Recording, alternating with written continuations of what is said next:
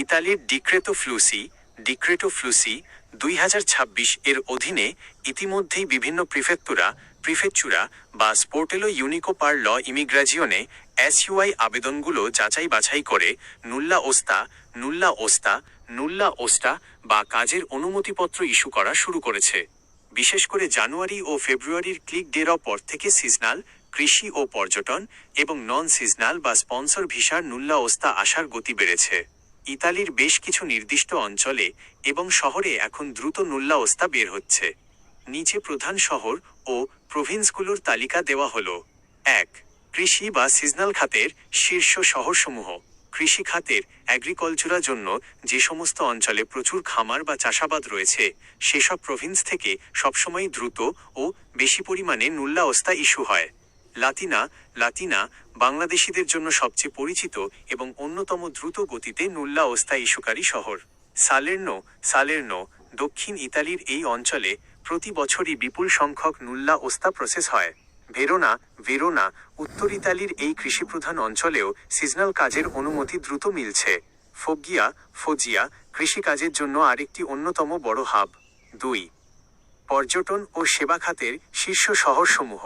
Hotel, রেস্তোরাঁ ও পর্যটন Turismo খাতের click ডেরও আবেদনগুলোর নুল্লা ওস্তা মূলত পর্যটন প্রধান শহরগুলো থেকে বেশি আসছে। রিমিনি ও ভেনিজিয়া সমুদ্র উপকূলবর্তী ও পর্যটন এলাকা হওয়ায় এখানকার মালিকরা দ্রুত অনুমতি পাচ্ছেন। রোমা ও মিলানো বড় শহর হওয়ায় এখানে যেমন জট বেশি তেমনি পর্যাপ্ত কোটা থাকায় নিয়মিত নুল্লা ওস্তা বের হচ্ছে। 3. নন সিজনাল বা স্পন্সর ও ডোমেস্টিক খাত।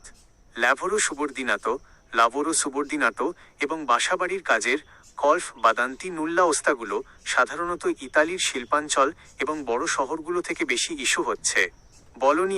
বোলোহনা, ব্রেসিয়া এবং বেরগামো উত্তর ইতালির এই শিল্পাঞ্চলগুলোতে কাজের চাহিদা বেশি থাকায় প্রক্রিয়াকরণ বেশ ভালো অবস্থানে রয়েছে।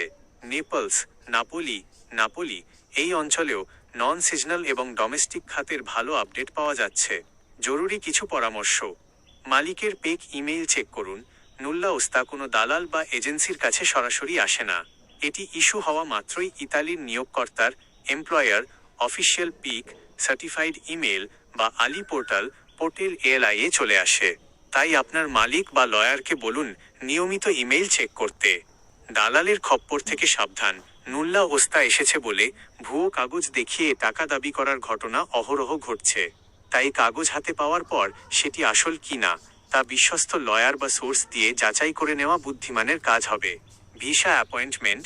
নুল্লা ওস্তা ইস্যু হওয়ার পর সেটির মেয়াদ সাধারণত 6 মাস থাকে।